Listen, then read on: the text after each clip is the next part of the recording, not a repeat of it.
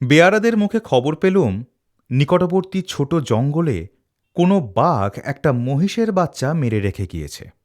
তখনই ঘোড়ায় চড়ে ঘটনাস্থলে গিয়ে হাজির হলুম। মরি বা পশুর মৃতদেহটা প্রায় অক্ষত অবস্থাতেই রয়েছে। সেটাকে উদরস্থ করবার জন্য বাঘ যে আবার ফিরে আসবে তাতে আর কোনো সন্দেহ নেই। এদিক ওদিক তাকিয়ে মাচান বাঁধবার উপযুক্ত কোনো গাছ দেখতে পাওয়া গেল না।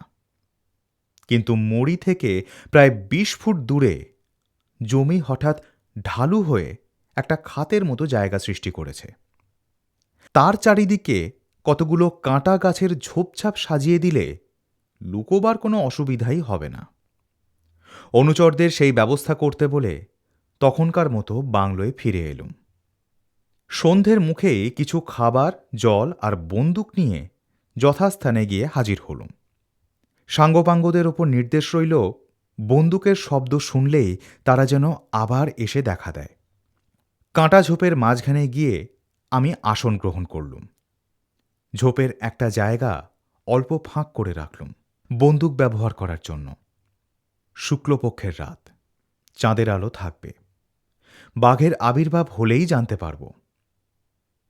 নিভে গেল দিনের আলো। সন্ধ্যার অন্ধকার ক্রমেই পুরু হয়ে গড়িয়ে চলল নিরালা রাত্রির বুকে। মনকে অভিভূত করে দিলে বন্য স্তব্ধতার রহস্য। চাঁদ উঠল, আমিও প্রস্তুত হলুম। এখন বাঘের দেখা পাওয়া যেতে পারে যে কোনো মুহূর্তে। কিন্তু হঠাৎ বাঘের বদলে যাকে দেখলুম তাতে আমার বিস্ময়ের সীমা রইল না। সেখানে এসে উপস্থিত হল প্রকাণ্ড এক বানর। ভাবটা তার নিতান্ত উদাসীন।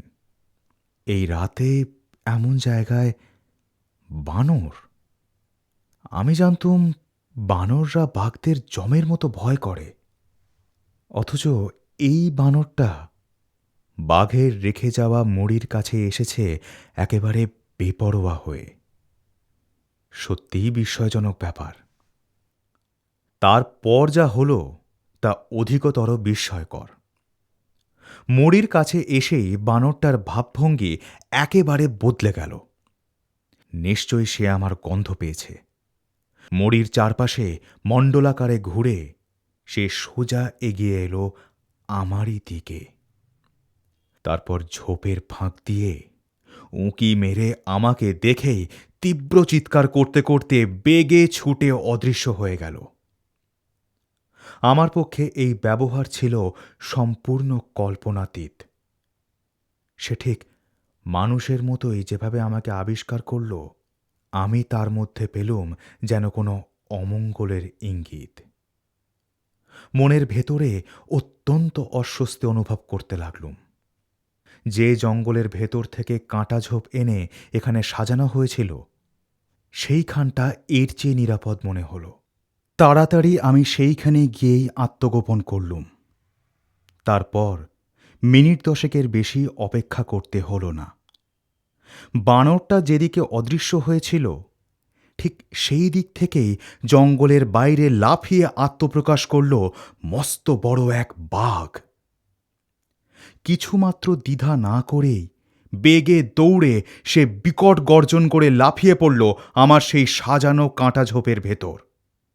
যেন সে আগে থাকতেই কোনো রকমে জানতে পেরেছে ঠিক ওই ঝোপের মধ্যেই লুকিয়ে আছে এক দুষ্ট মানুষ। কিছুক্ষণ গজরাতে গজরাতে ঝোপ তোলপাড় করে শিকারীর পাত্তা না পেয়ে সে আবার বাইরে এসে দাঁড়াল। তখন তার ভাবভঙ্গি দস্তুর মতো হতভম্বের মতো। যেন সে ভেবে পাচ্ছিল না শিকারীটা কেমন করে পালিয়ে গেল। কিন্তু আমি তাকে বেশিক্ষণ ভাবনা চিন্তার অবসর দিলুম না। বাঘটাকে স্পষ্ট দেখতে পাচ্ছিলুম চোখের সামনে। সাবধানে লক্ষ্য স্থির করে বন্দুকের ঘোড়া টিপে দিলুম। এত কাছ থেকে লক্ষ্য ব্যর্থ হওয়া অসম্ভব। শূন্যে লাফ মেরে বাঘটা আবার মাটির ওপরে আছড়ে পড়ল। খানিকক্ষণ ছটফট করে নিশ্চেষ্ট হয়ে গেল। কিছুক্ষণ অপেক্ষা করার পর জঙ্গলের ভেতর থেকে বেরিয়ে এলুম। সন্তর্পণে মাটির একটা চাপড়া তুলে বাঘটাকে ছুঁড়ে মারলুম। তবুও সে নড়ল না দেখে বোঝা গেল বাঘটা আর বেঁচে নেই। আচম্বিতে পিছনে শুনলুম ভগ্নস্বরের এক আর্তনাদ। সচমকে ফিরে দেখি সেই ধেড়ে বানরটা দাঁতমুখ খিঁচিয়ে তেড়ে আসছে আমারই দিকে। বন্দুকের এক গুলিতে আমি তার আক্রমণ ব্যর্থ করে দিলুম। কিন্তু মৃত্যু মুখে পড়েও বানরটা প্রাণপণে আরও একটু এগিয়ে বাঘের মৃতদেহের ওপর গিয়ে লম্বমান হল। ইতিমধ্যে বন্দুকের শব্দ শুনে আমার সাঙ্গপাঙ্গরা এসে পড়ল। বাঘের সঙ্গে আলিঙ্গনবদ্ধ বানরের মৃতদেহ দেখে সকলের দৃষ্টি বিস্ফারিত হয়ে উঠল। তাদের মধ্যে ছিল সাঁওতাল জাতীয় এক বুড়ো শিকারী। সঙ্গীতের দিকে ফিরে সে বলল, দেখেছিস তো আমার কথা সত্যি কিনা? বাঘে মানুষ মারলে তার আত্মা বাঘের পিঠে চড়ে তাকে চালনা করে। সাঁওতালিদের ধারণা, মানুষ খেকো বাঘের পিঠে বসে নিহত মানুষের প্রেতাত্মা তাকে চালনা করে বলেই সে শিকারীদের চেষ্টা ব্যর্থ করে দেয়। এইবার আসল রহস্যের কথা বলা যাক। মৃত বাঘের চামড়া ও মাথাটা পাঠিয়ে দেওয়া হল চর্ম সংরক্ষণের দোকানে। সেখান থেকে খবর এলো জীবন্ত অবস্থায় বাঘটা ছিল অন্ধ।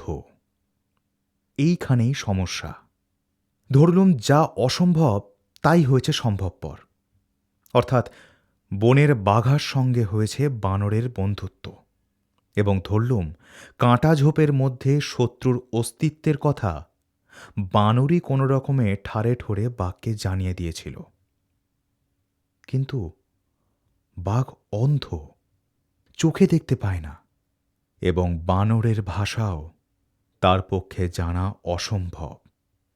তবে কাঁটা ঝোপের মধ্যে যে আমি আছি এ কথা তার মাথায় ঢুকল কেমন করে?